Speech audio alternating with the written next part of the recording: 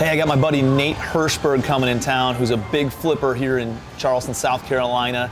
He has multiple six-figure months every single month for the past year, absolutely crushing it in the flipping business. Just took down his first apartment building about 4 months ago. They got another, that was a 40 unit. I think they have another 60 or 70 unit closing in the next 30 days. And so he's doing some big things in a very short amount of time. Only been investing for a little over a year now, and making some big waves in the community. So you guys are gonna get a ton of insights. We're gonna hit on everything from how he sources his deals in as hot of a market as this is, what he's doing to combat all the COVID issues with eviction moratoriums and management on his new multifamily properties that he's taken down, how he structured some of his deals with other people and masterminds, and a lot more. So plug in, you guys are gonna love it.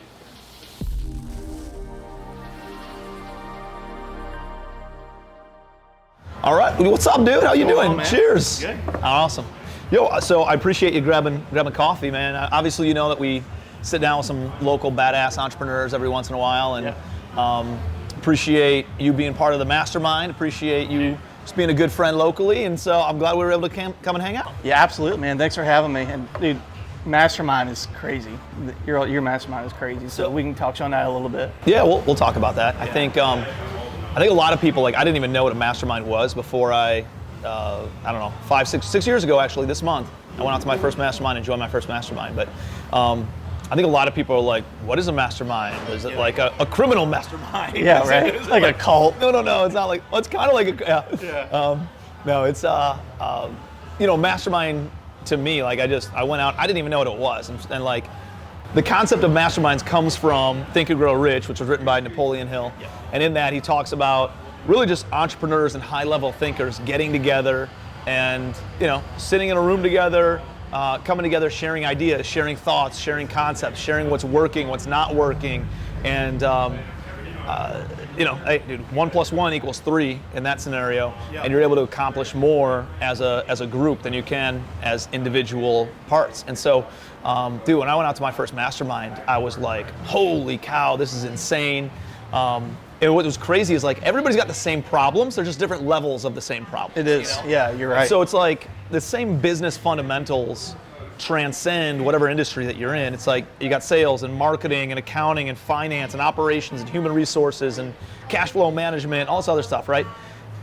And like every business has those pillars in it. Mm-hmm. And then there's different levels to those pillars, right? Like you're managing dollars, you got dollar problems. You're managing thousands, you got thousands of dollar problems, right? And then you have all of a sudden millions of dollars, you're managing $1 million problems. And so it's just different levels, and as you continue to level up, those masterminds help you punch through any of those hurdles that you're facing and stuff. So I know you guys, so you got started in June of last year? May, June of last year in the mastermind. Yeah. So like, what's happened for you since then? Well, funny, dude, it was like, so we had never been a part of a mastermind before joining yours. So Brian and I were always like, oh, we should look at one, but there's so much stuff out there. Yeah. I mean, how do you really know what is the right one for you? So we knew we wanted to get into a high level one, and we had really just broke through our production and got to that 7-figure level. So we were like, all right, let's find one that has maybe a cap on it and has some income requirements. And he had followed you on Facebook and Instagram for a while. And I remember he called me one day, he's like, hey, we should join Tim's mastermind. Gave me a number. But I was like, so what does it get you? He's like, that's a good question. I don't know, let me call him back. So he calls you back and you guys talk a little bit. And we decided to do it. You know what's crazy though is like, it's hard to quantify and explain what does it get you, until you come to one and you sit in that room and you're like, holy shit, your mind is blown. Dude, it's you don't even know what it's gonna be, right? Yep. So we show up to your house Friday night, first day, kind of meet everybody, and we leave there, we're like, holy shit, like this is the real deal. So we were just super stoked to get people doing a lot of deals, oh my gosh, how qualified people, right? Yeah, Lee was there, like met Lee, dude, this super high level players, and we left that first weekend, it paid for itself. Since then, it has paid for itself multiple times over. We've gotten a loan sponsor for a commercial asset out of it, really favorable lending terms from another person in there. it's just been killer. Awesome, dude. Yeah. It's amazing. Like, you don't even understand like the resources that are available.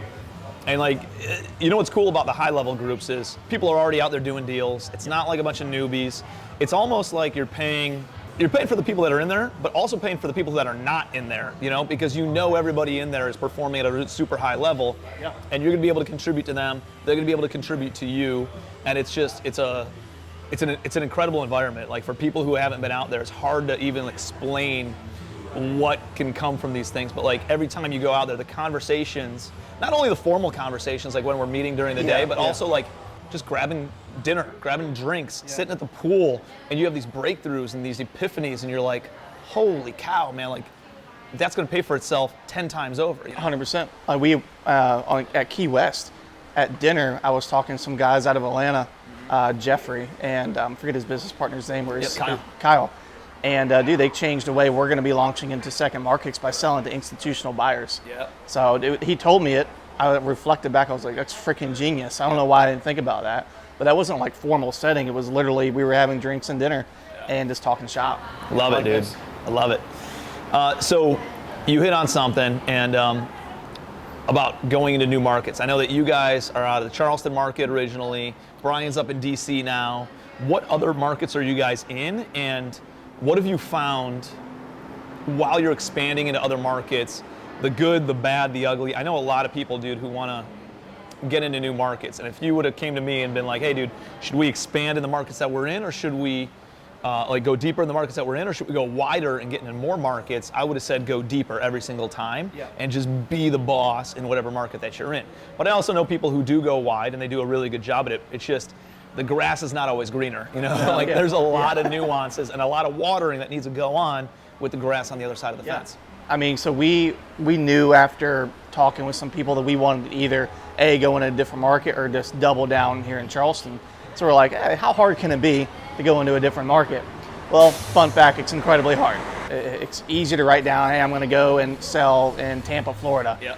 So that was the first market we looked at, Tampa. And which is an insanely, like, all the real estate gurus in the country are at Tampa. Oh, my dude, huge players in Tampa. So we pull a decent sized list and we start cold calling and texting it, and nothing. Yeah. Absolutely nothing. We're getting beat out. I don't even know how these people are making money of what they're offering these buyers. It's okay. It's their business, not mine, right? So we yank out of Tampa. We're like, all right, well, Savannah, Georgia. That has to be similar to Charleston, older town, probably older population. This time we're like, let's do a more refined approach. We only pulled absentee owners. Well, it turns out most of the absentee owners in Savannah are younger generation that are very opportunistic sellers. So they're like, yeah, sure, I'll take a cash offer, give me market value, or go screw off to the end of time. Yeah. Like, all right, well, this isn't going well either. Yeah. So then we went to a couple different mastermind. Went to his 2-day mastermind with Chris Kelly. Yep. And he's just like, why don't you guys try South Carolina, brand fast sell South Carolina, try different markets there. So we're now in Greenville and Spartanburg. We're going to probably try Myrtle as well. Just got a deal in Greenville this morning. So it'll be like a $50,000 profit on that deal. That'll be our first successful venture in a new market. So collectively, it took us 4 to 5 months to get any fruits from the labor and a ton of cash out to get that. So what does it look like as you get into new markets? So obviously you can pull a list. That could all be done remotely. Yeah. You can cold call from anywhere. You can email from anywhere. You can text message from anywhere. What about like boots on the ground? How are you guys, working with somebody local to go and inspect the houses, sit down with sellers? Are you guys negotiating and making offers prior to ever seeing the house? Are you guys just talking to the seller over the phone? Are you guys doing Zoom calls? Like, how does that look like? Yeah, great question. So here in Charleston, even though I live here, I don't go to the house. I used to go on all the appointments. I don't do that anymore. We have a team of contractors that'll go put lock boxes on doors. They'll walk through, take pictures if the seller can't provide them. All the contract signatures are DocuSign. Right now, it's no lie. I just say, hey, out of precautions due to COVID, trying to keep everybody safe. We're doing everything electronically. Yep. So I'll make an offer on the house based on what I feel like is fair. If I need to renegotiate later after getting pictures, cool, that's a conversation we can have then, but usually my numbers are on point. Yep. We used to do the same thing in the turnkey space before COVID hit. And we just make offers to people, and they're like, don't you want to see the house? And I'd say, hey, you seem like a trustworthy guy, right? Or a trustworthy lady. I trust your word that what you're telling me of how much work the house needs is accurate. Yeah. And like, I'm sure, I'm going to send out my contractor, but I trust you. I feel good making this offer. And so I would make the offer.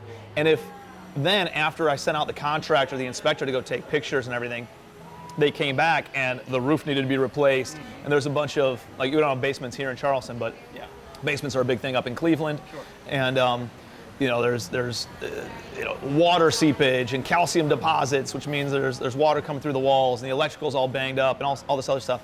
I would go back to the seller and say, hey, Mr. Seller, Miss Seller, like, you told me that it didn't need anything, and look at this inspection report. What are we going to do about that? Absolutely. Like, I took your word for it. And all of a sudden, they're like, oh, I gave my word. I need to right this situation, and they'll reduce the purchase price by that much. So I don't even have to negotiate. It's just them negotiating on themselves. Yeah, we do the exact same thing. Now, more often than not, I find that I don't have to go down that hole. More often than not, it's usually pretty accurate, at least here in Charleston. But there are times where the inspection report comes back. We usually do a 4-point inspection anyway. And I'm like, hey, what's going on here? We need to come different terms. I'm going to need X amount reduction, and I think you can agree that's fair based on the invoice I sent you. Yep. It's going to cost for me to rectify this. Yep. They usually fold. Yep, happens with us too. We had a deal down in this apartment building, but a lot of people don't want to spend the money on the upfront inspection in case the deal doesn't go through. You never know, yeah. But the reality is, the biggest expenses and unknown expenses of any apartment building I've ever bought were always because we skimped on due diligence. Like, we didn't scope all the plumbing lines, and then all of a sudden there's hundreds of thousands of dollars of plumbing issues at the property. Yeah. So we learned our lesson a few years ago, and a little over a year ago we were inspecting a 100-unit apartment building down in Louisiana. And we scope all the plumbing lines. It cost us $5,000 to scope all these plumbing lines. Money we'll never see if we walk away from that deal. We'll never see it again. We'll just lose it. Cost of doing business though. And we scope the lines and find out that they're all the tile is cracked between the building and the street, and it's all messed up. So we get a not to exceed bid from a contractor at $72,000. Take it to the seller. Say, hey, seller, look at here's the inspection report. Here's the not to exceed bid of $72,000. What are we gonna do? He's like, you caught me. Hey, let's just drop the price by $72,000. I was like, you son of a bitch, man. Why do I? Yeah, exactly. Yeah. But that's why the saying goes. Buyers are liars and sellers are worse. Dude, they are. That's 100% true. We took that from you. We scoped the lines in our Kentucky apartment building, 68 units in Kentucky. Now, nothing came back, but that was just like clarification for us. Peace of mind, man. Peace of mind, because there was some issues where we thought maybe there were some leaks that were going to occur, but there's this peace of mind that took care of it. I think it was like $2,500. Yeah. So. Yeah. Hey, I mean, you got to do that because $2,500 is a drop in the bucket for a 60, 70 unit apartment versus the potential of hundreds of thousands of dollars of plumbing issues that could screw up your bank loan, could screw up your private money lenders, the returns that they get, the returns that you get, the headaches you're gonna have to deal with, potentially having to move tenants out of the building 100%, for months or weeks at a time at least. So like, dude, that's one of those things that we do not skimp on ever anymore. But so tell me about the first apartment building you guys got into. So the first apartment deal was in Angleton, Texas, 40 units, and we've owned it for about 10 weeks now. So it's a cool deal. How'd you get it? How'd you do the due diligence on it? What it looked like from an underwriting perspective? Give me the whole thing. Yeah, man. So we came to your event. We knew that we wanted to get in commercial real estate, but thought it was just like this 1 year, 2 year thing. Come to find out, everything we were doing to find motivated sellers on residential, we needed to do on commercial. We just needed to change the target. So we started texting, cold calling residential or commercial owners, and this happens that this guy was ready to retire. So had original owner, mismanaged 10 down units. Texas. We didn't really know. Honestly, we just picked a list of like, here we go, and let's see what happens. We hadn't refined anything, so we got a little lucky, I think, on that. Where'd you get the list from? We at that point it was Reonomy. Yeah, but we've since switched to CoStar. Okay. And I feel like the data's a little bit better, a little bit more refined. But there's a little bit more digging in CoStar, right? There is. Yeah, versus Reonomy, you can kind of pull the leads, and you got to go through a few more emails and a few more phone numbers and stuff. But you pick and choose. Maybe sometimes use both. Yep. So we got in conversation with the seller, and he even admitted, he's like, yeah, it's mismanaged, units are down, my property manager is not the right person for the job, I'm looking to retire, what do you guys got to offer? So we used Burton's calculator, and we just did a little basic underwriting, nothing formal, and came to terms of a good offer price. Yep. He accepted it. Next day, Brian's like, all right, cool, we're out. Dude, if you offered and they accepted on the first time back, you offered too much money. We did. So we renegotiated. So we get down there to Texas. We fly out. This is about 48 hours in between offer acceptance and when we're flying out. Land there. We stay there for 3 days, which is too long. We learned that lesson. Yeah. We did our due diligence, and it's worse condition than what he described over the phone. Yeah. We're like, guy's name's Dennis. We're like, Dennis, it's obviously worse than what we expected. So we're sitting in his office, and we automatically get a price reduction right then and there. We also then get an additional price reduction once bids come back from the contractors that were a little bit higher than we expected. But end all be all, we did our due diligence within 2 days. One of the other members of the Legacy family, actually 2 other members, are in on the deal. One of them is a loan sponsor, the other brought capital. Boom. So that was a good move. So Brian and I ended up putting a little bit of cash into it, but most of the capital was raised outside, and the loan sponsor took care of really favorable terms through a private bank that he has access to. He's in all his deals with. So that's going through the stabilization period now. We have 10 units that are completely renovated or almost renovated that we can then start leasing at a much higher amount and begin that process. How is it, like Texas just totally opened up from a COVID perspective as far as like, social settings are going. There's still the eviction moratorium. How are you guys combating that with turning over tenants and stuff in a mismanaged property? Really, we've been really lucky, to be honest with you.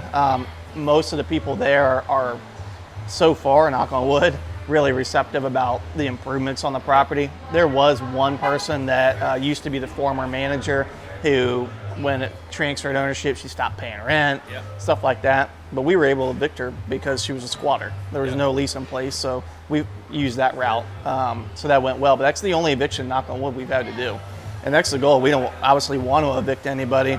We just want to improve the living condition there, and with that comes a little bit of an increase in rent. Yeah, and dude, the reality is, I think that's it's a tough subject for some people, because like we're helpers, right? We want to help everybody, but the reality is like sometimes we buy distressed buildings, and it's in such bad condition, and then sometimes it's bad condition because of the owner, sometimes it's bad condition because of the management, many times it's bad condition because of the tenants, right? And like we cannot have. It's a disservice to all the other tenants to have one person there who keeps on bringing bed bugs in, or whose a unit is so dirty that they have roaches nonstop, and they got mice because they leave garbage out. Like, dude, that person has to go, right? It creates an unsafe, an unhealthy, a non-functional setting for everybody else. And that person, like, when we go into an apartment building, we want to make sure that people want to stay there. Yeah. That it's clean, that it's safe, that it's functional, it's cosmetically updated. And I want people to stay there. But the reality is, like, they want higher finishes, and they want higher service, and they want new amenities and all these other things.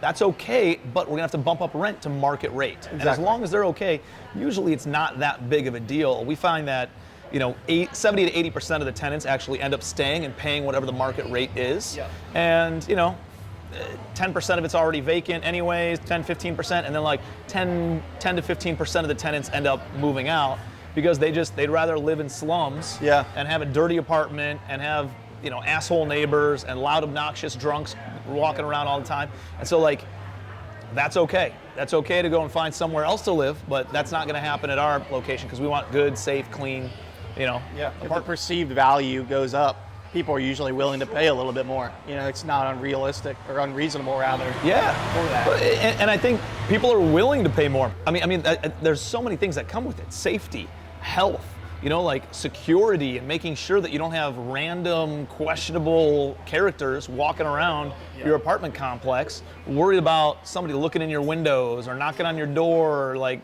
watching your kids, or you know what I mean? Like, to get rid of those kind of questionable individuals. It makes it so much safer, delivers a more of a value, and people are willing to say, hey, I'll bump up my rent by $100 a month or $150 a month to have that added security and safety and confidence in where I live. Yeah, and when I do the walkthrough on site, I talk to all the tenants as well, and they come up, they ask, are you going to be the new owner? I'm like, yeah, absolutely. You know, shake their hand.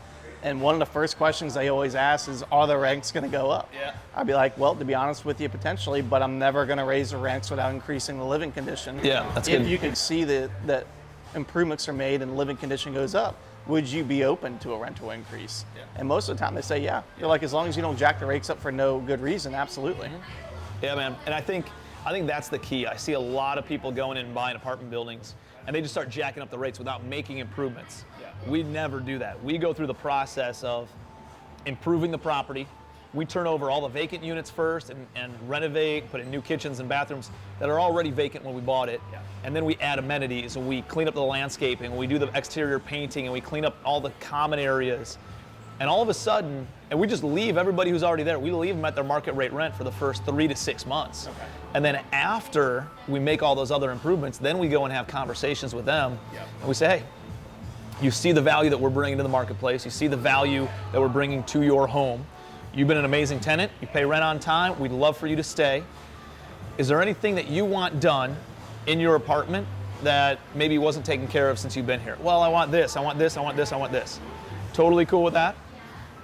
The thing is, like, if we make these additional improvements, the value of the apartment goes up, and I need you to just bump up your rent a little bit. Does that make sense? It's very similar to the conversation that you're having. Absolutely. And they're like, absolutely, I'd be fine. Like, dude, I remember I had a unit up in Cleveland, Ohio, and the lady didn't want anything done to her apartment. She was totally happy with it.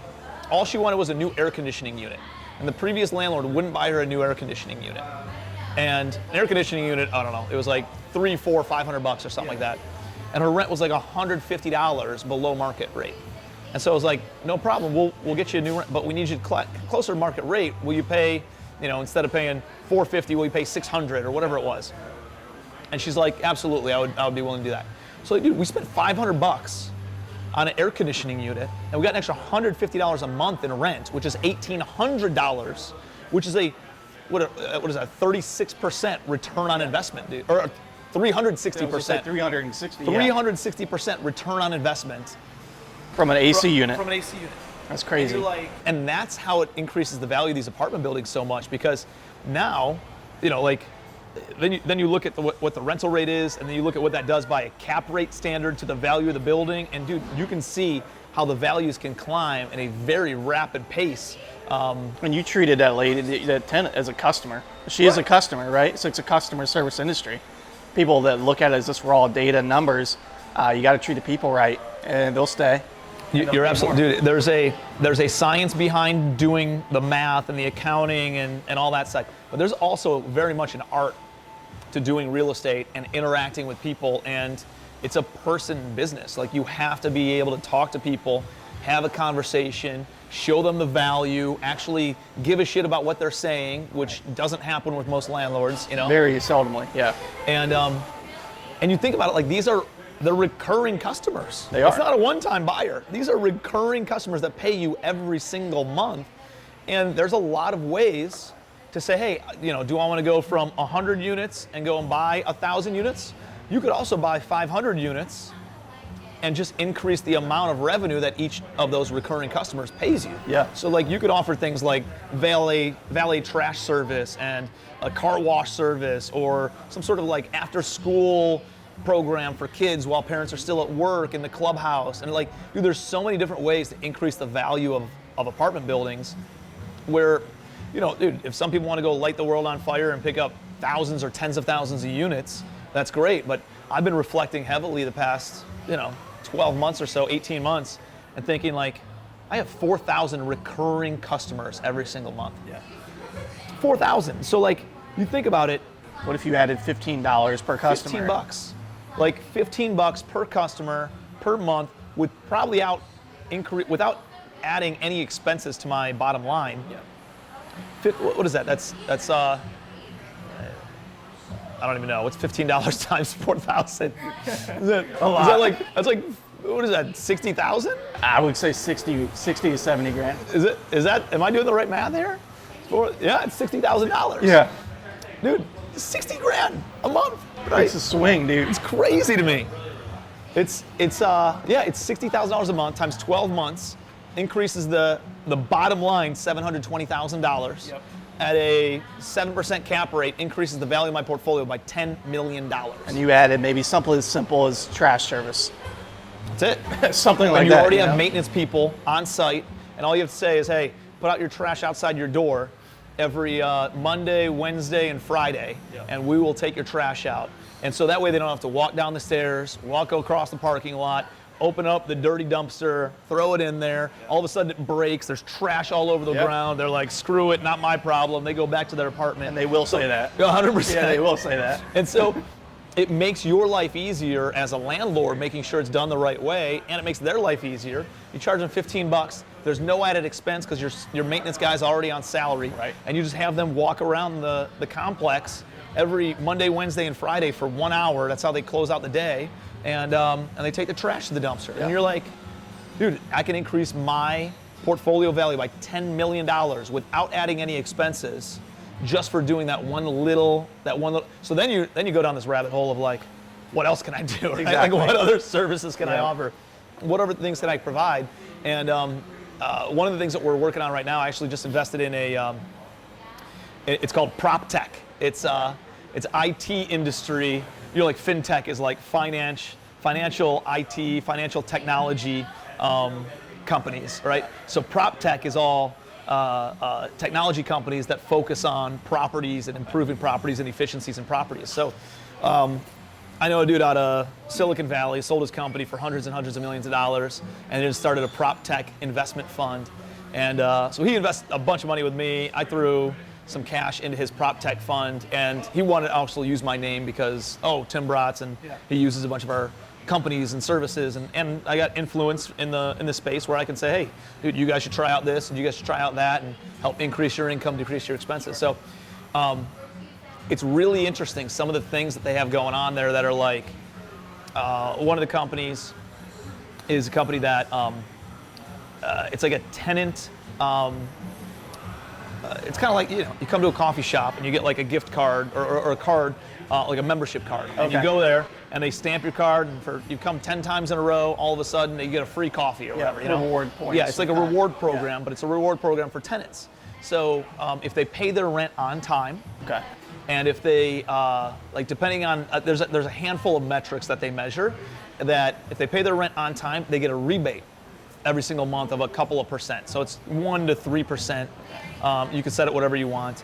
And then there's also, they can sit in that account and they can earn interest on it. If they want to pull it, they can pull it if they need to. And there's different data points where it's like, if they pull the money out, then it's more likely that they're going to be leaving the unit because they need access to cash. They want cash. Right. Yeah. If they leave the money in, it gives you a better indication that they're not looking to go anywhere. They're in a good financial position. And so like you can utilize this to manage your property better. And it creates more of a connection with the tenants and more of a loyalty base with the tenants. And then it allows you to keep them there. And if you can reduce vacancy, if you can reduce turnover, dude, then, that's the biggest expense in what we do. It is, yeah. That's super smart because you get that indicator, hey, they yanked the cash out, boom, that triggers a quality assurance call. Just want to check on you, really appreciate your business.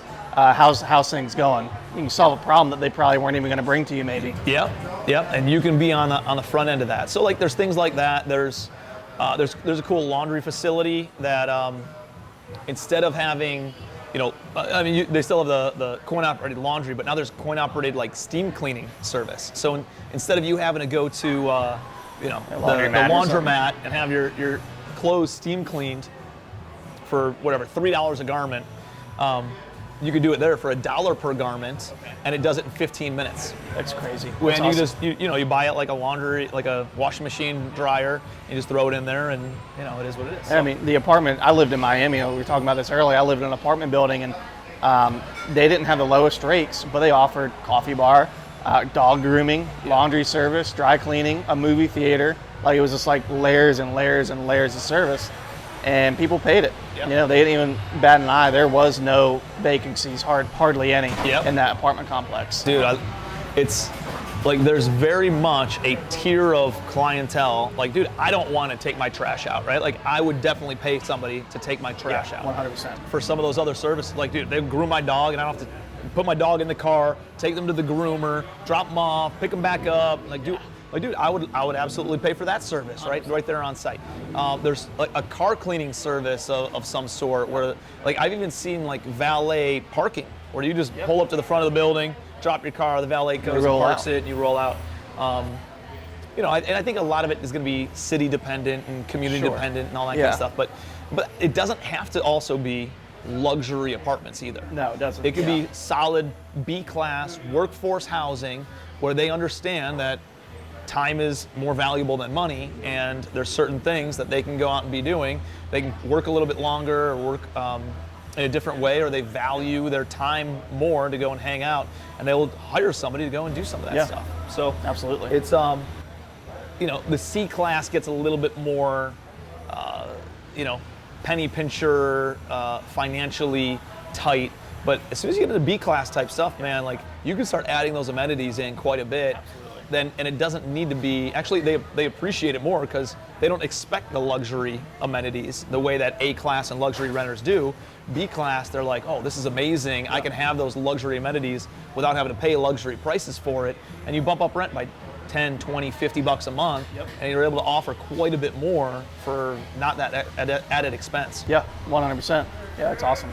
So, tell me how you're sourcing deals right now. I know it's a crazy competitive market. I know you guys have been lighting the world on fire from a standpoint of doing a ton of deals, breaking records every single month, your own personal records. Yeah. And there's a lot of people that are out there, both in single family and multifamily, that are trying to source deals, and they're like, dude, it's too hot of a market, right? Like, everybody's hearing about how prices are appreciating by, at least the residential side, by 10, 20%. Like, it's like while you're under contract, like while they're flipping the house. I had my one buddy was like, oh yeah, I'm gonna buy this house. I'm gonna do it for 180 or 200. I'm gonna sell it for 250, 260 maybe. And it took him 3 months to renovate it and put it back on the market. And he listed it at 310 and it sold for 350. It's crazy.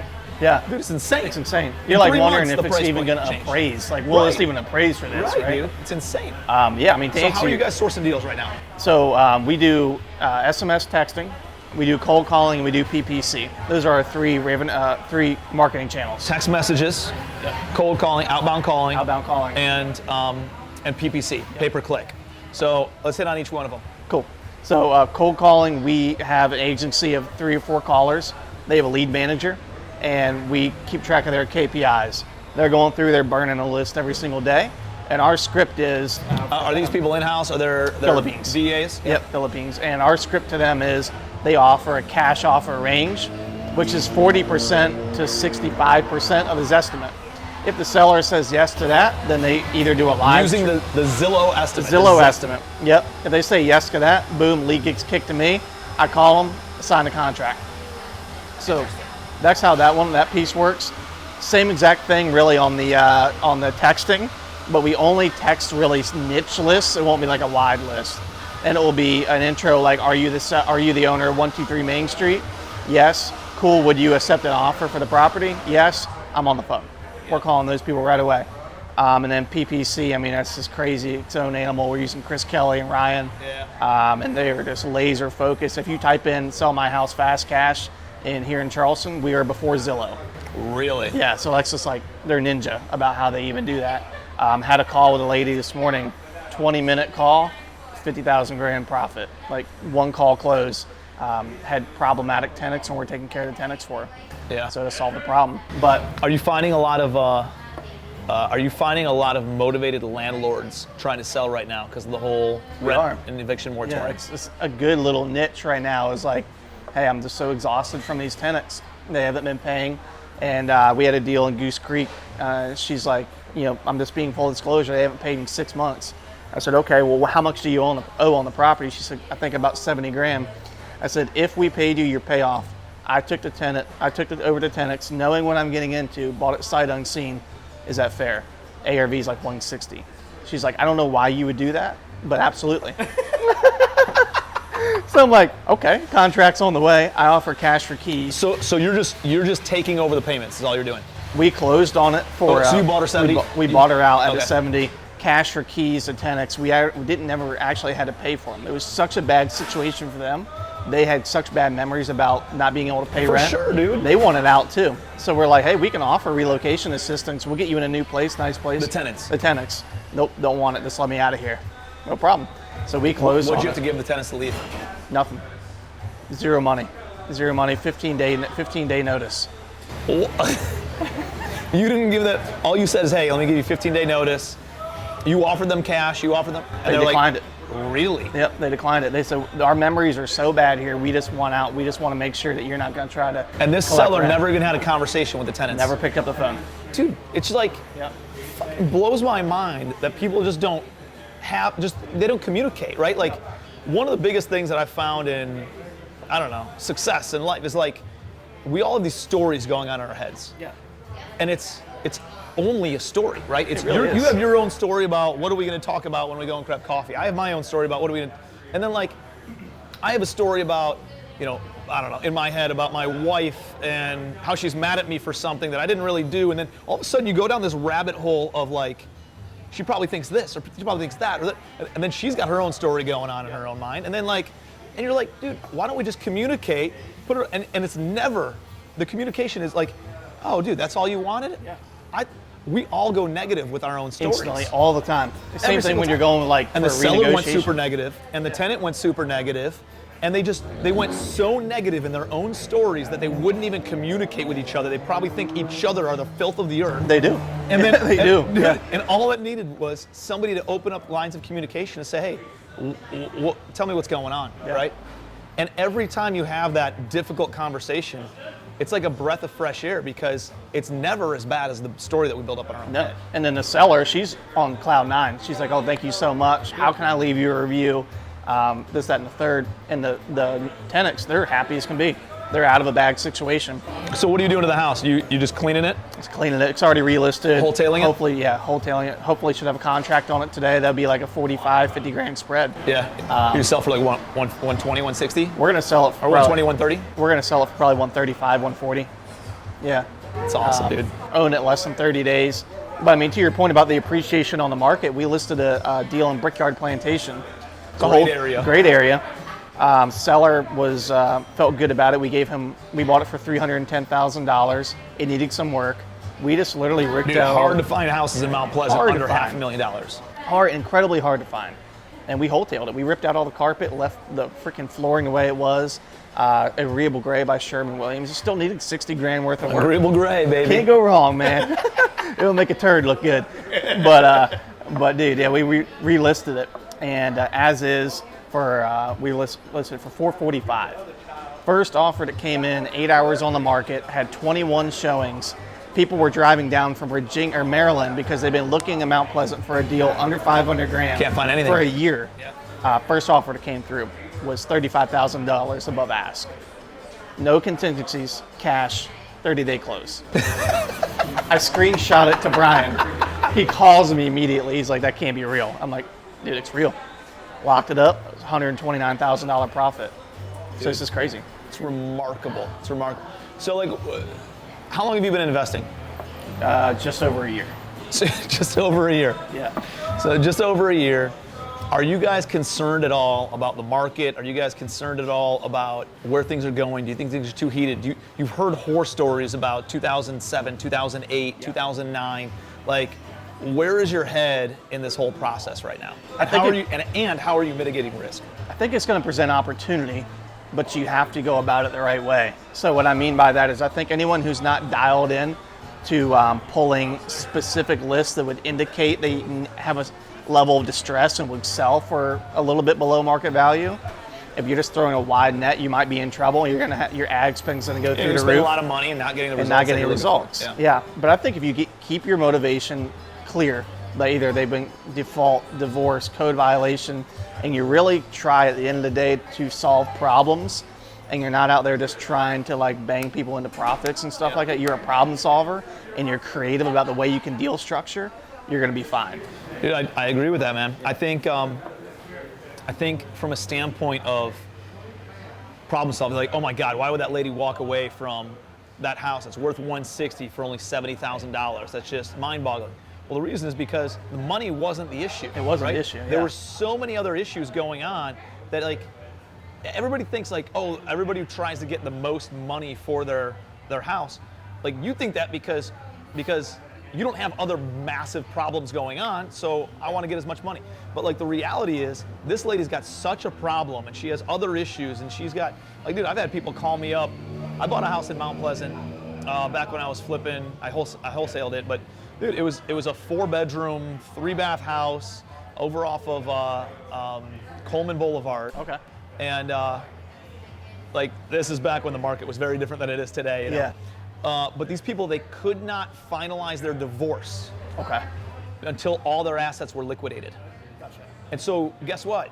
Like, husband, wife, at each other's throats, hate each other. This is like an ugly divorce. They couldn't get out of that. Yeah. They didn't give a shit about what this house sold for Exactly. over here. Could They care just less. wanted to get out of their divorce and move on with their life. That was a bigger issue than splitting up the profits on this house that they used to live in that they don't really care that much about. And again, they're splitting the profit, so it's cut in half anyway. So they'll take a $50,000 haircut on it, and it really only adversely affects each of them by $25,000, and their problem being solved is worth far more than that $25,000 haircut to each of them. And so I got this 4-bed, 3-bath house for $100 grand, and I wholesaled it off, and somebody came in, flipped it, and probably made a lot more money on it. But like, I don't think people realize, if you go in with a problem-solving mentality, like, dude, there's a lot of motivated landlords out there right now 100%. who don't know how to professionally manage rental property, whether that's single family, small multi, or larger apartment buildings. Like, can you imagine going to housing court and what this is going to look like as soon as they open up the eviction It's going moratorium? to be dude, I'm going to hand out business cards. Bro, I told Nick Burton, who you know is the director of acquisitions for us, I said, dude, you're going to go and live at the housing court for like 100%. a month after they open up rent moratorium or the eviction moratorium, and you're just going to hand out business cards to landlords and property managers and real estate attorneys, and let them know that we are buyers of apartments. I'm going there with my Mac, business cards, and blank purchase agreements. Blank purchase agreements. I'm going to sit there. But I mean, you're right. I mean, yeah, I always ask people the same question.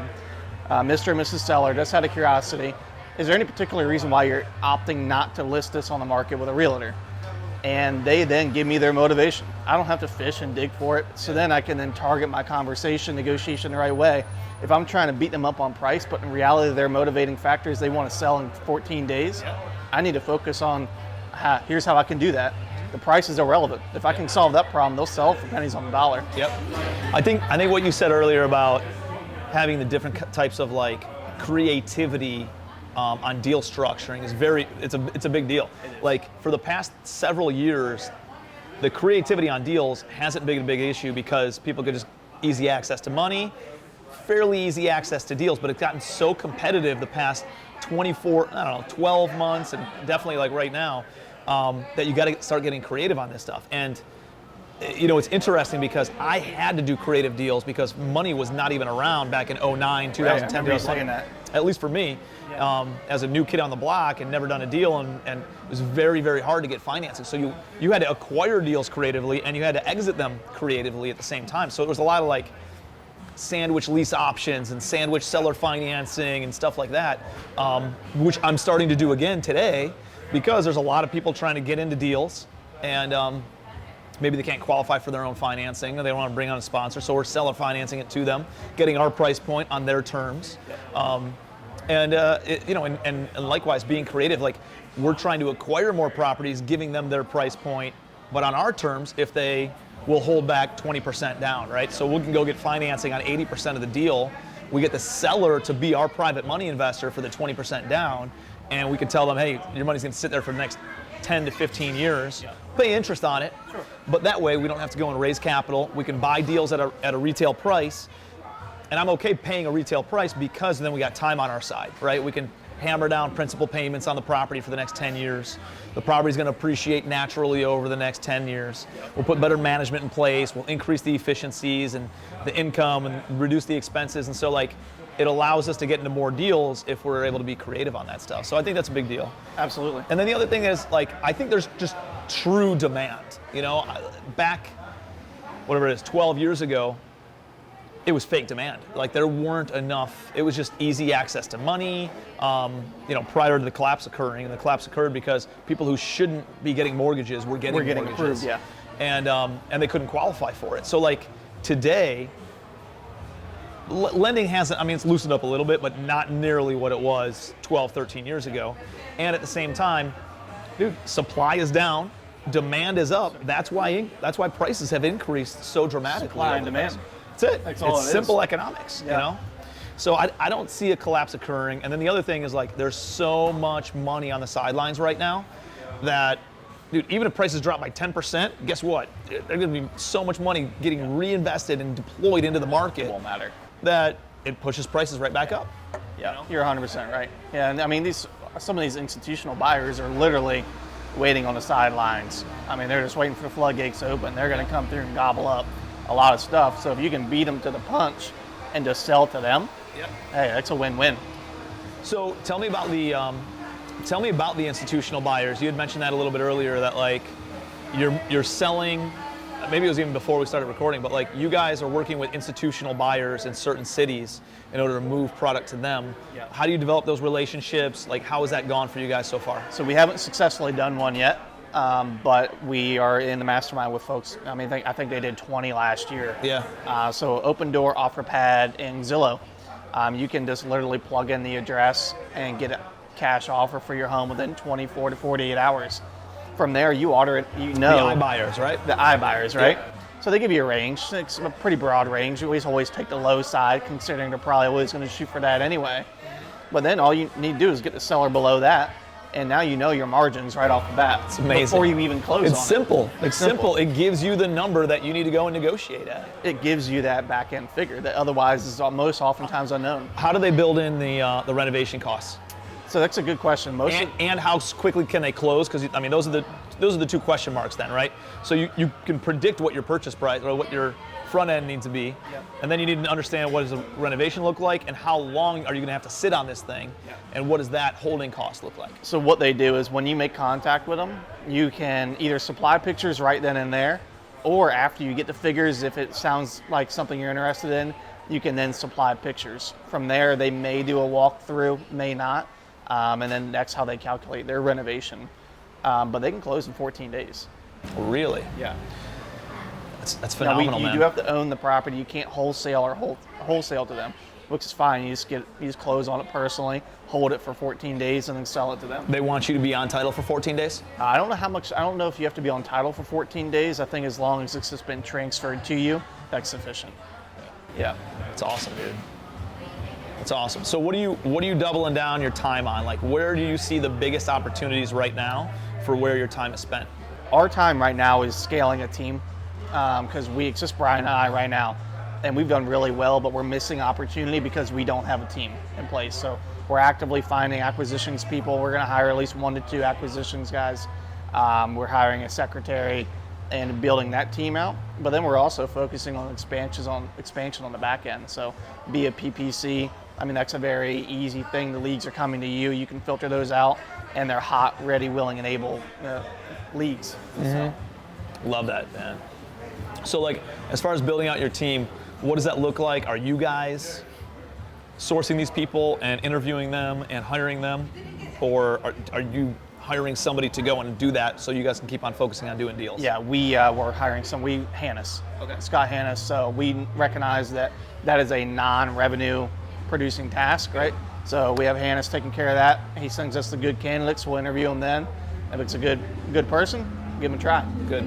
Dude, I can't tell you how important that is, because, dude, you guys understand how to go make money. Yeah. And revenue solves all problems. So if you focus on going and generating revenue, you're a real estate guy, right? You're not in human resources. Find an HR person to come in and run the ads on whatever the hell website they run their ads on.